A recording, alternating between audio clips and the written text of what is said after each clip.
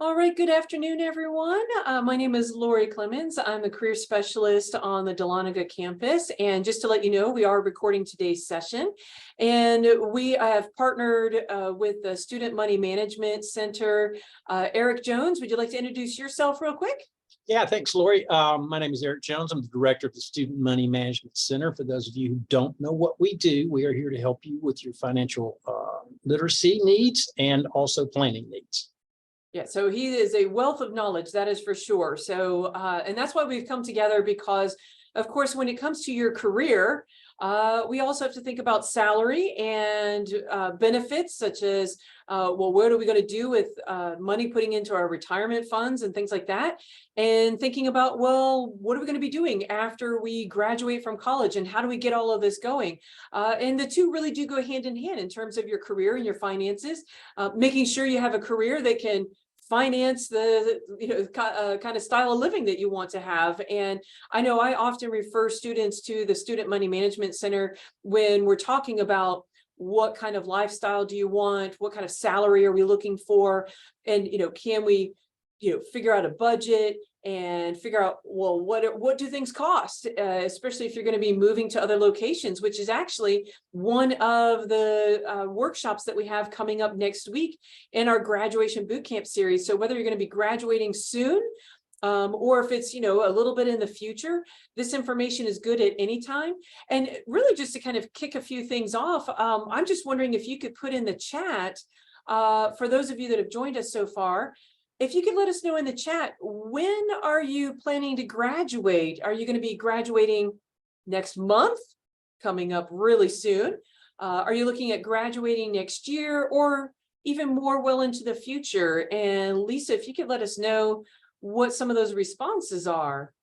Okay, Lori, yeah, we have May 2025, spring 23, this December. So congratulations. A lot of spring 23s coming up. So congratulations to you guys too. You're getting really close.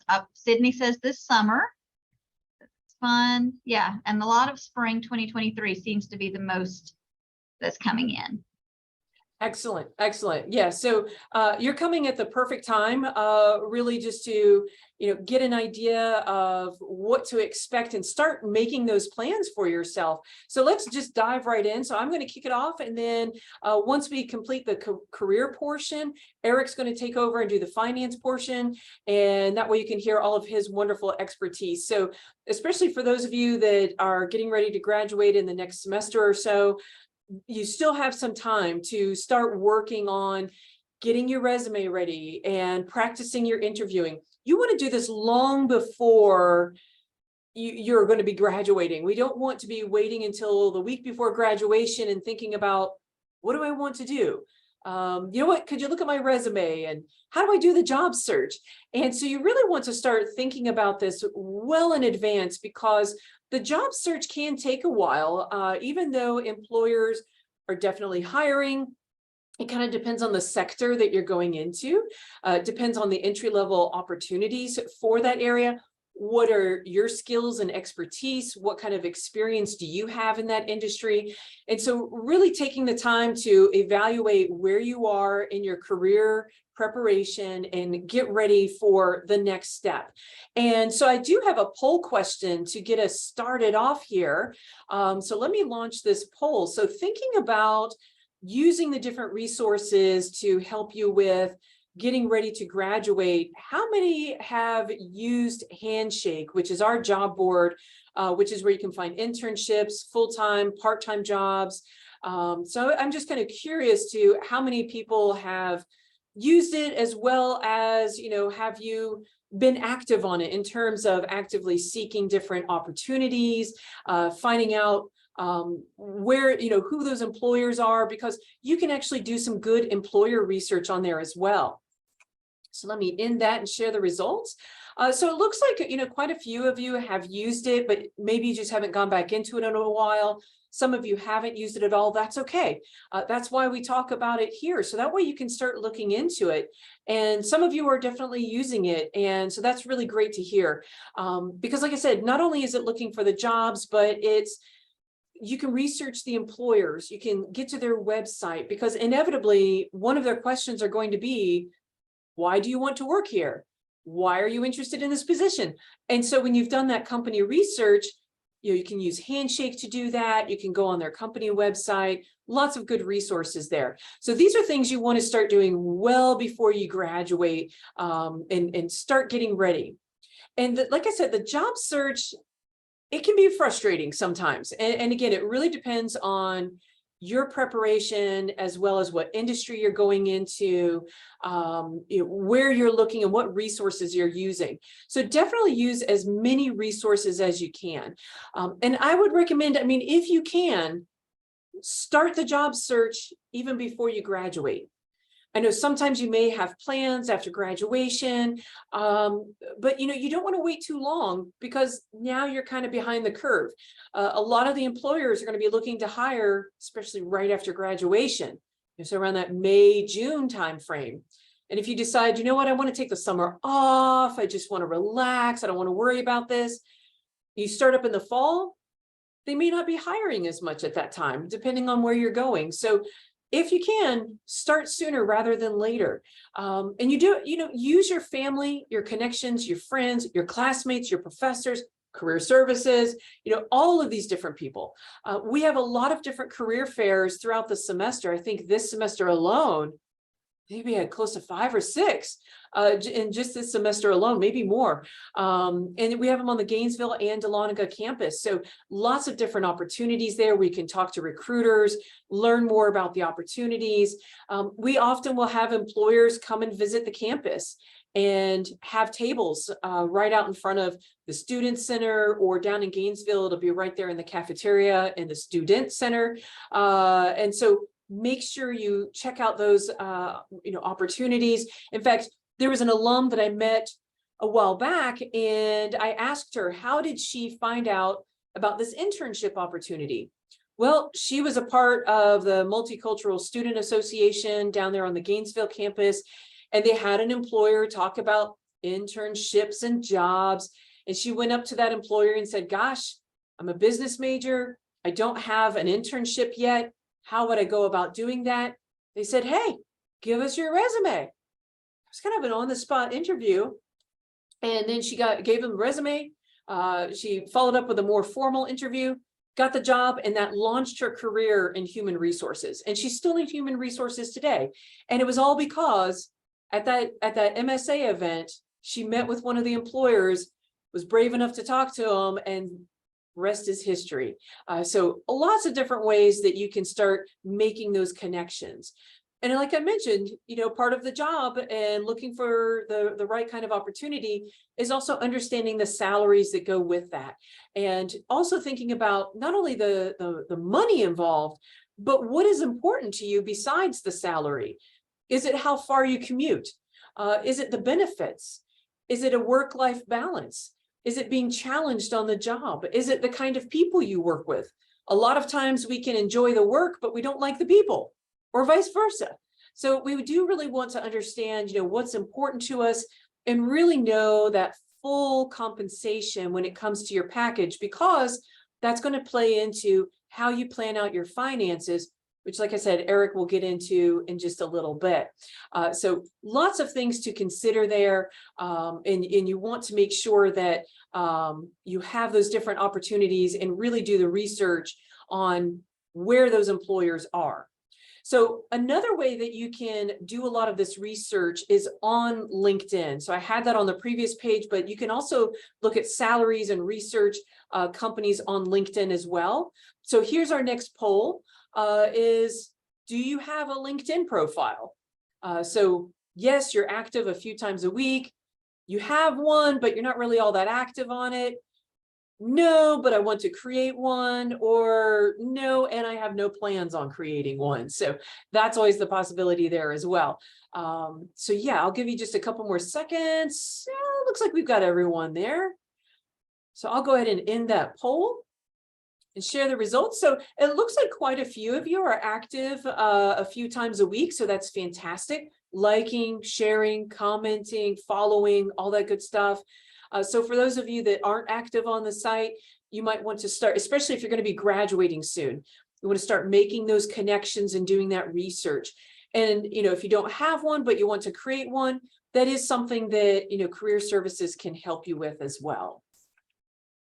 So other resources besides LinkedIn, we've got Career One Stop, Glassdoor, PayScale, BLS stands for the Bureau of Labor Statistics, a lot of different resources to get a good salary range. And in fact, our last bootcamp series is talking about your 401k and salary negotiation, which will be on November 16th. Same time, same place.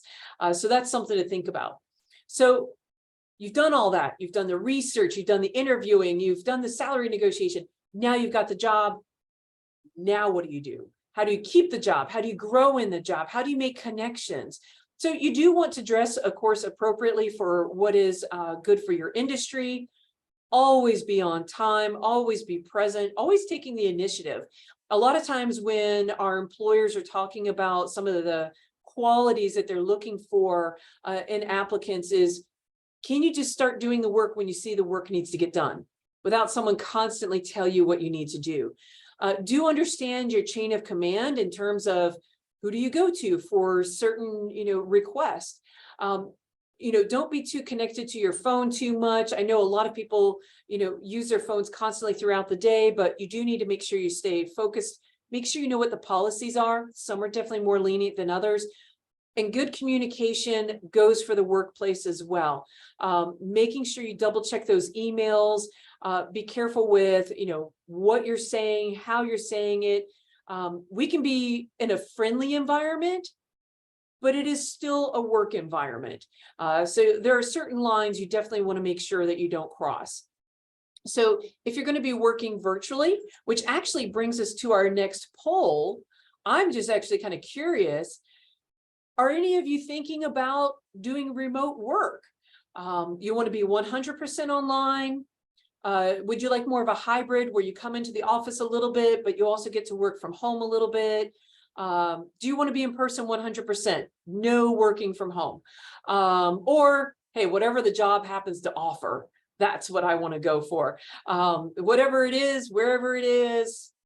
Yeah, I completely understand that. So I'll give you just a couple more seconds to answer that poll. It looks like most of you have already completed. So let's share the results. So it looks like most of you want to do a hybrid. And I understand, I kind of like that flexibility too, where you get to see your coworkers, but you get to save some gasoline and you get to sleep in a little bit, have a little bit more time in the mornings and in the evenings. I know for myself, I really enjoy that. And then some of you are like, hey, wherever the job is, and I understand. And I know we've been living in this environment for a while. So I'm sure you're pretty used to hearing about, watch out what your background is, keep good posture, good lighting. But I think more than anything else is also making sure you take time away from your computer screen. Even if that's a walk around the block, if it's just to take the laundry out of the dryer, fold it real quick. Because if you were in the office, you might be chit-chatting. And that's kind of how I think about it. It's like, well, I don't have anyone to chit-chat with. So I'm going to use that time to fold my laundry and get something accomplished at home, give my eyes a break from the computer screen, because it can really get old when you're staring at this thing for 8 to 10 hours a day. So when you are away from school, right, you no longer have that kind of structured time. All of a sudden have all this free time. You don't have to study, don't have to do any research papers. So make sure you use your free time wisely. Stay active. Especially if you're going to school on campus, right? You're doing a lot of walking, especially if you're on the Dahlonega campus, all these hills and stairs, you're always moving around. And especially if you're going into a more office kind of job, you're going to be doing a lot of sitting. And so you don't want to lose some of those health benefits that you're just naturally gaining by walking to and from class every hour or so. Make sure you find time to really unplug, do some kind of exercise or hobby that you really enjoy. And if you do have a longer commute, make it meaningful in terms of, maybe listen to books on CD, listen to something that's related to your career, something to make it useful. And really kind of staying connected to friends and family. I know, once you graduate, people are going to disperse. The people that you've been, seeing, especially if you're, in your major and, you have a small class size, you may not see those people anymore. So try to stay in touch with people.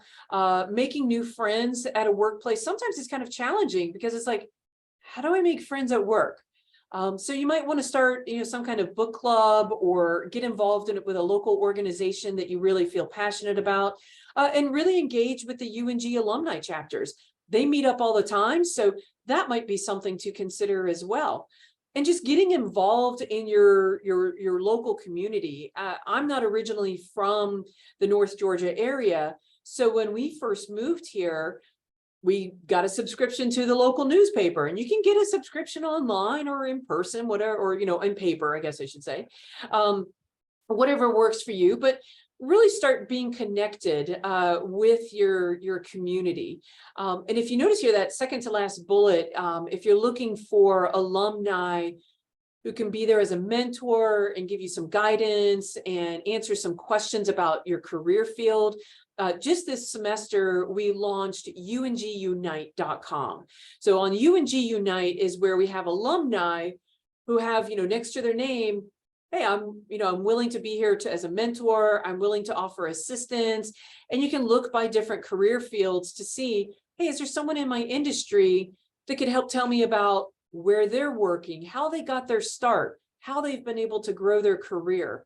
And then, of course, just, being informed about your community, because now you're going to be paying the taxes. So you want to know where that money's going, and definitely make sure you vote, not just the national elections, but those local elections are what's really going to impact you financially and just, your neighborhood and, your home prices, property taxes, all these things that you're now going to have to start paying attention to.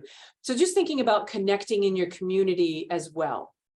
So now, Eric, I am going to turn it over to you and just let me know when to advance the slides. All right, will do. How's everybody doing today? I hope you're doing well. And some of that information that Lori went over, I kind of wish I would have had when I was a young professional, because I certainly could have used the advice of setting some boundaries while working from home. But like I said, the Student Money Management Center before is here for financial literacy and financial planning for you guys. So if you need some information about any topic, or you'd like to come up with a financial plan, regardless of whether it's building your credit, building a budget, or planning out your retirement, we're here for that. And today we're going to talk about the foundations of building on good finances and discuss about how the start of your career could be important in some of those. If you'll advance, Lori. I did want to take this opportunity also to introduce you to a new resource that is free to you. You already have an account with ung.igrad.com. If you will scan this QR code and log in with your single sign-on information, it will take you to our monthly challenge where iGrad awards $1,000 a month to one of the users of the platform. There are quite a few users, as you might understand, because it's not just UNG. So your chances of winning that $1,000 might not be that great, but because we're such great people here and we love you all so much, we decided that we would award $500 specifically to a UNG student. So you will also have a chance to win $500 from UNG for this semester. And since we just launched the platform, we don't have a ton of people in here yet. So your chances of winning this are actually pretty good. So go ahead and scan that, log in. The first thing it'll ask you to do is to fill out a survey about your personal finances. You can skip that and go straight to the monthly challenge if you like.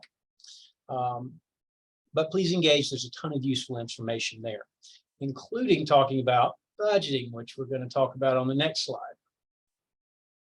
So here's a short video that talks about lots of good advice on budgeting. I'm going to let Lori start that up for us.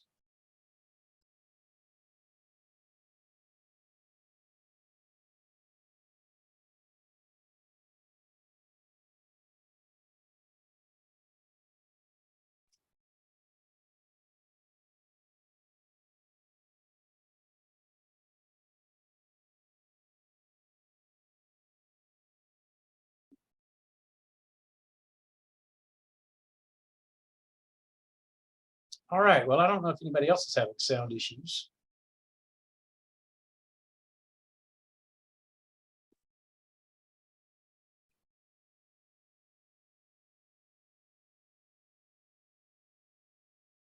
All right, everybody. Well, welcome to our first graduation boot camp. You're experiencing one of our few technical malfunctions, but what we'll do is we'll just skip the video for now, and I'll cover the things that it's talking about on our future slides. So let me ask you guys a question. Please answer in the chat. How many of you have a budget? And I do, or and I don't, or Well, we're getting several people say, I do, I don't, I do. We're kind of getting about half and half. right. How many of you feel like the word budget kind of makes you cringe? Like, I don't get to spend any money on anything fun. I've got to spend all my money on boring stuff, or it will restrict my lifestyle. I just graduated college. I don't want to worry about spending my money. Well, the budget makes a lot of people feel that way, especially if you don't have one. But the actual purpose of the budget is to get you what you want, right? It's to make sure that you're spending in a way that your goals are achieved, whether that goal is making sure you've got money to go out, a spending plan. That's a great term too, Hugo. It's to make sure that you have the money to do the things you want. Hey, I remember what it's like to graduate from college, and I certainly didn't want to worry about socking all my money away as opposed to going out and meeting other young professionals. So we want to get you what you want. Think of a budget as a game plan. Any of you who have participated or are familiar with the idea of forming a plan before heading into a sporting event know that the game plan is not something that you stick to if it's not working. It's the first stage of making sure you're successful, right? So that you will know how to evaluate and deviate from it when it calls for it. So that's what we think of with the budget. We set down what our goals are to achieve to win that month or that year at finances. And as things happen to us or opportunities present themselves to us, we know when to deviate. So think of the budget as a game plan, not as a restrictive tool that prevents you from spending money. And on the next slide, we'll talk about really kind of how to prepare for it. Obviously, most of you think, or I'd say obviously, I believe that probably most people think of building a budget by starting with their income, then listing out all their expenses, maybe putting some goals in, and building a budget that way. That actually puts you into a spending mindset before it puts you into a goal-setting mindset. So I would say don't do that. Certainly you have to put things in like rent, auto payments, car insurance, utilities, groceries, dining out. But before you do that, you kind of need to know where you're coming from and if the way you have been spending your money is valuable to you, because many avenues might present opportunity. Many may be ones that you can't change for a while that you need to keep going on. And understanding the value that's behind each thing is important to know whether or not you want to continue repeating it. So I think there's a couple of bullet points here, Lori. So the first place you really should start before you ever look at what your income is let's look at how you have been spending your money the past 3 months. We want to get an average. We want to kind of look at a snapshot of what your life is like just from a money standpoint. We've got at the Student Money Management Center website under resources, we have a budgeting worksheet. It's just a spreadsheet. It has a lot of common spending categories on it, and it's broken out by month. So we've made it pretty simple as a tool that you can log in there and move your spending patterns over from your account statement, whether it's your bank or your credit card, and move it from that statement over into the spreadsheet. Don't look at the snapshot that is provided by those financial institutions. It doesn't give you enough information to actually determine whether or not something's valuable. You need to move each over one by one because you need to feel the frequency with how often you do something. You may look at a snapshot and it says, hey, dining out's $150 a month on average. That's great. You're well underneath what most people spend on dining out. But if you go and dig into that and you find out that every bit of that $150 is stopping at Starbucks on the way to work, you may make a decision that you want to put that $150 somewhere else and make a cup of coffee before you go to work. Or you may love Starbucks and determine that it's completely valuable to you.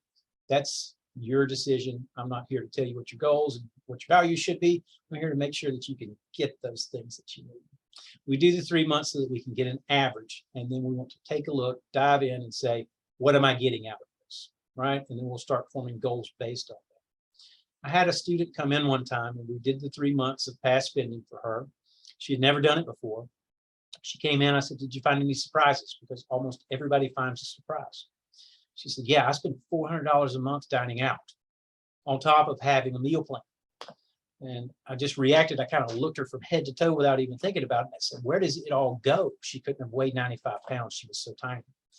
And she's like, well, I'm going out with friends. I'm buying food and just, you know, I've come to the decision. I'm going to stop dining out. That's way too much money to spend on dining out. I'm just not going to spend anything on dining out next month. And I said, well, your plan's already failed. And she got mad at me for just judging her that quickly. Why did I tell her that her plan's already failed? Because when you're dining out, ask yourself, am I going out just for food? Or the majority of the time, am I going out with friends, coworkers? Is this something that I'm using to socialize with people? Or am I really just wanting to go out, get a meal so I don't have to cook it and wash the dishes? All right. Most of the time, our dining out is the former, not the latter. So we need to see exactly what that activity really is and how valuable is it to you. When she got mad at me, I asked her, I was like, let's examine that goal. Do you expect all of your friends to stop going out because you want to stop going out? She said, no, I don't. I said, do you expect to be happy sitting home alone while they go out? No, I don't. So if you do have a goal around something, we want to understand what the value of it is so that we can correctly size what that goal should be to you as opposed to an all or nothing goal. I hope that does make sense. So let's move forward. Yeah. Credit score. All right, quick question. Please put it in the chat. How many of you have a credit card? If you don't, how many of you are planning on getting one very soon? And also, how many of you plan to never get a credit card?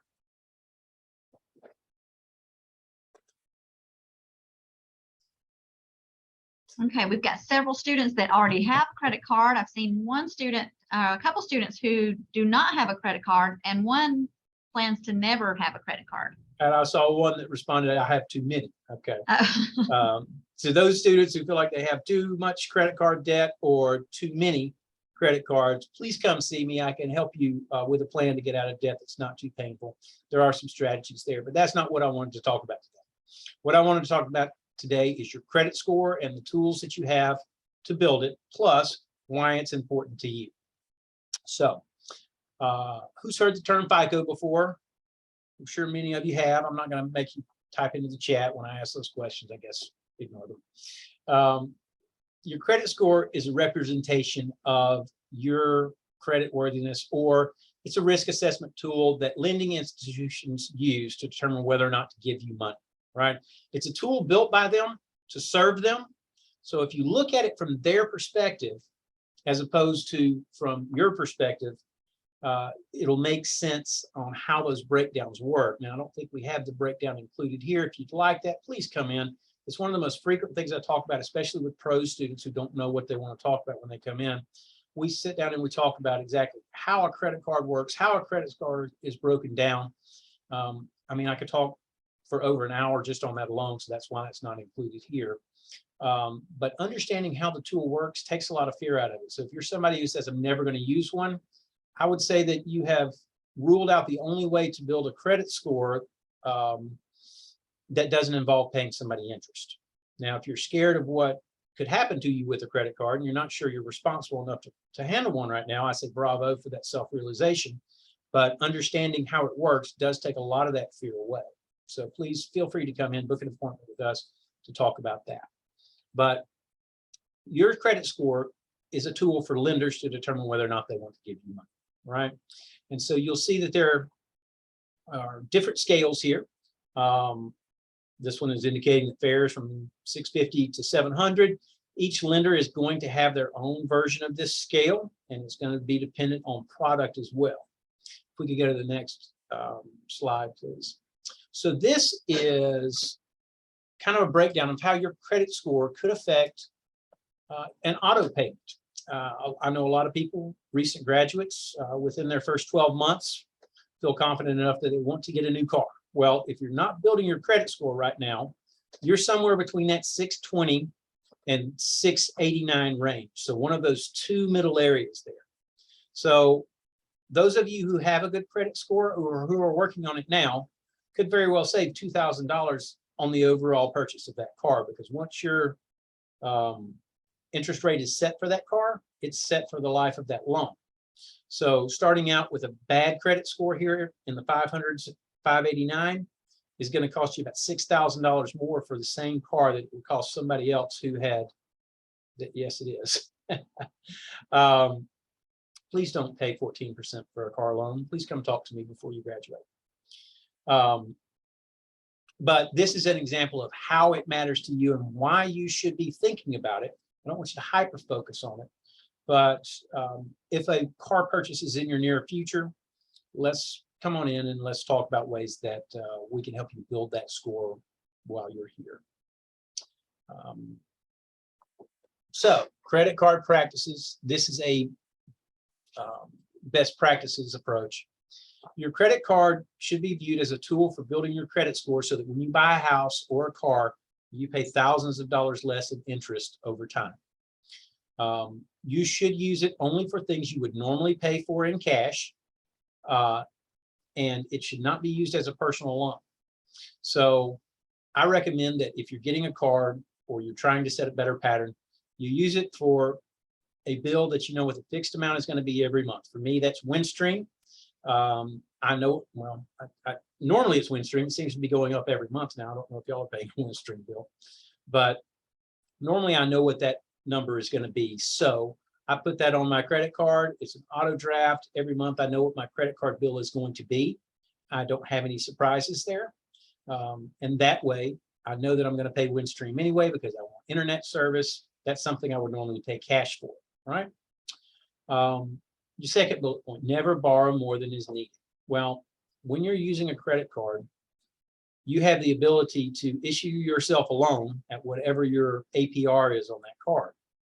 Most people are going to start out with an APR. If we could go back one slide, Lori, your APR is going to be higher on your credit card than that worst credit score is on a car. So if you think about buying that new TV for the Super Bowl and you just want to spread it out over 6 months, we can go forward again, please.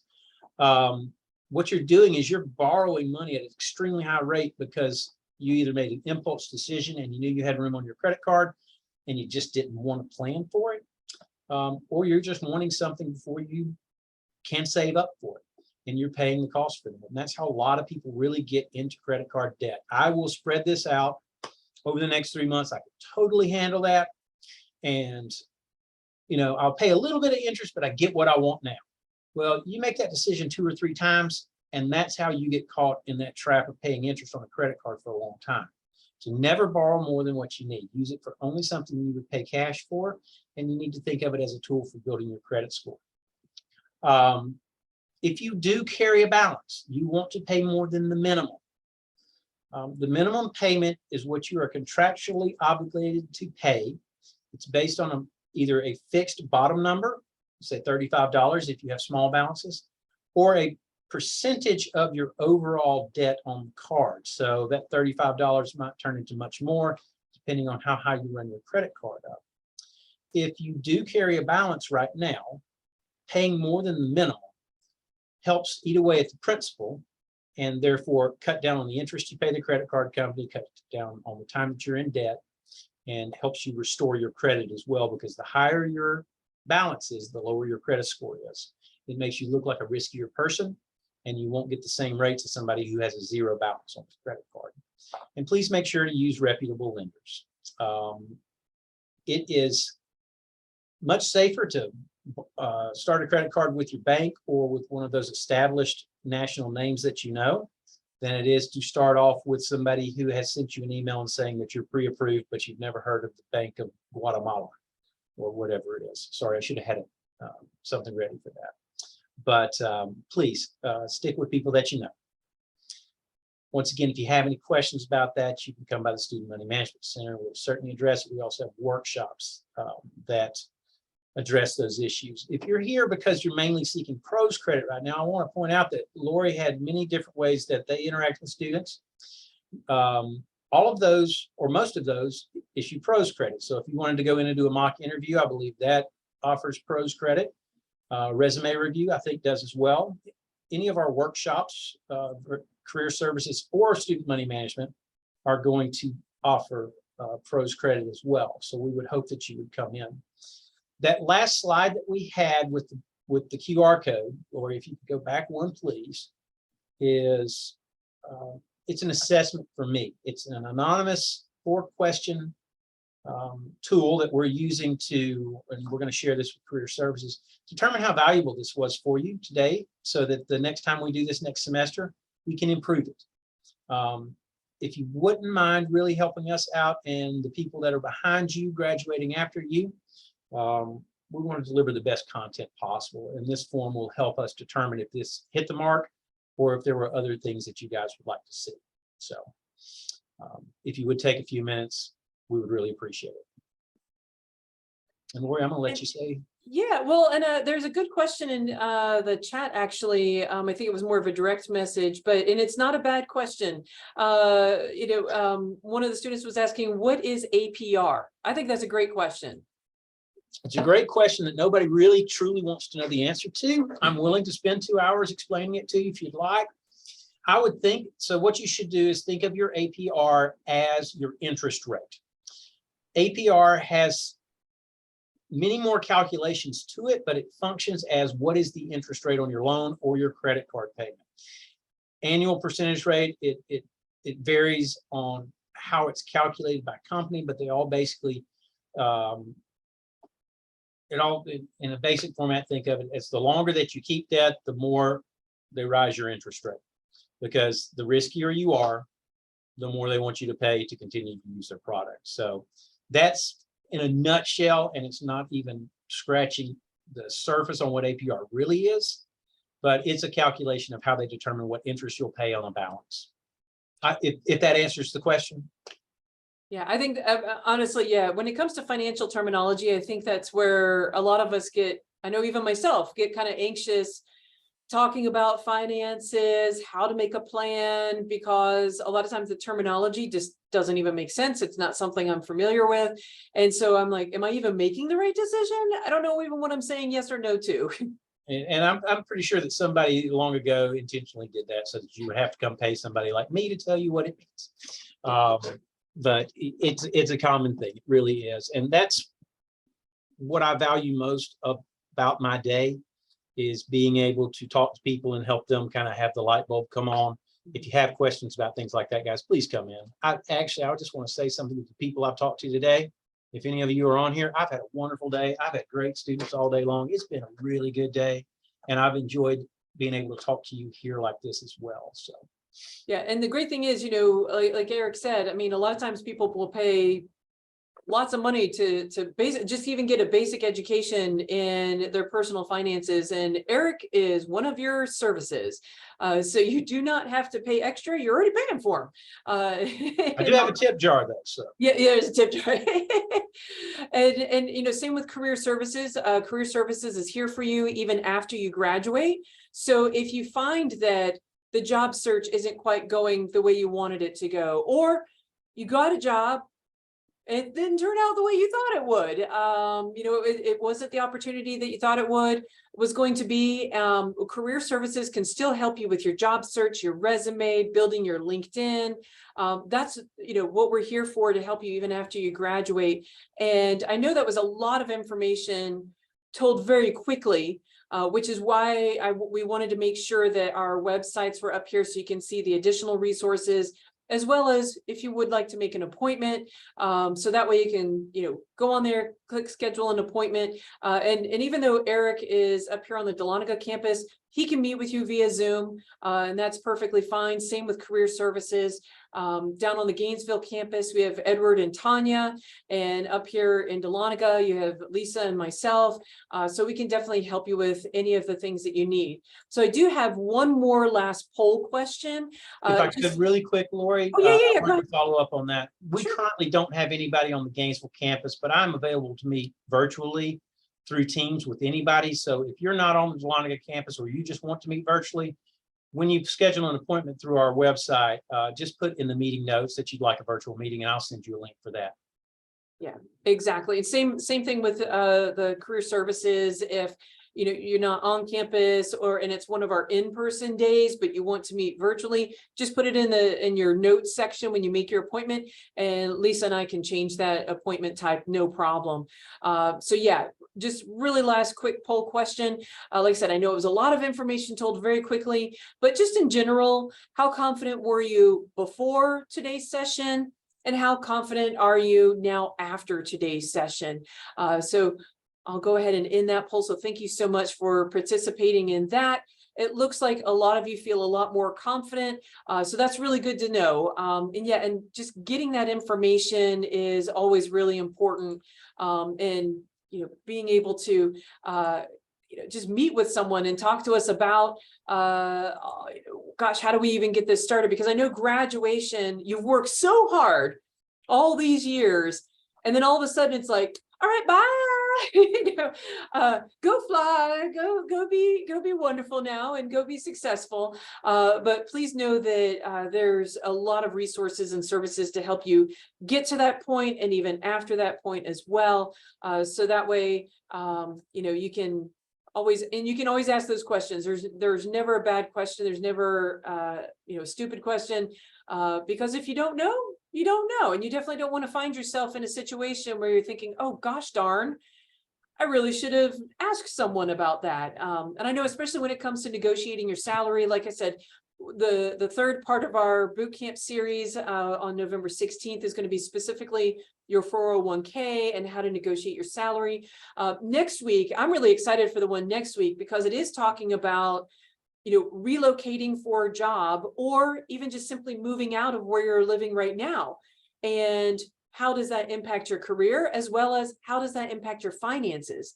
And thinking about the relocation expenses and everything that goes into changing where you live. So that'll be next week on the 9th. So same place, same time, 4 p.m. Does anyone else have any other questions before we let you go today? I do want to remind everyone that if they need pros credit, to please make sure that we have their first and last names. So some people have already sent theirs through the chat. If you have not, please go ahead and add that so we can make sure that you get counted in the attendance records.